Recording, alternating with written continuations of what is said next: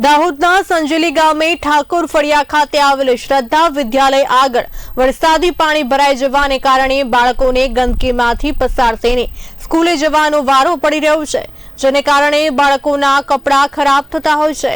વરસાદી પાણીનો ત્વરિત નિકાલ કરવામાં આવે તેવી માંગને લઈને શ્રદ્ધા વિદ્યાલય દ્વારા 15 દિવસ અગાઉ સંજેલી પંચાયત તંત્રને લેખિત રજૂઆત કરવામાં આવી હતી, પરંતુ આજ દિન સુધી પંચાયત તંત્ર કામગીરી હાથ ધરવામાં આવી નથી। પંચાયત તંત્ર દ્વારા કોઈ જ કામગીરી હાથ ધરવામાં આવી નથી। તંત્ર દ્વારા વરસાદી પાણીનો નિકાલ ના કરાતા વિદ્યાર્થીઓ અને શિક્ષકોમાં ભારે રોષ જોવા મળ્યો હતો।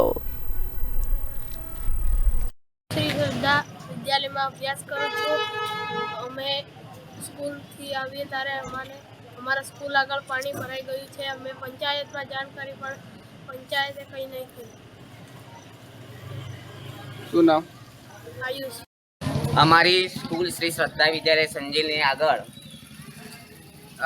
ચોમાસાની શરૂઆતથી જ અહીંયા આજે રોડની વચ્ચે પાણી ભરાઈ રહેલ છે, તેથી બાળકોને આવવા અને જવા માટે બહુ જ તકલીફ પડે છે।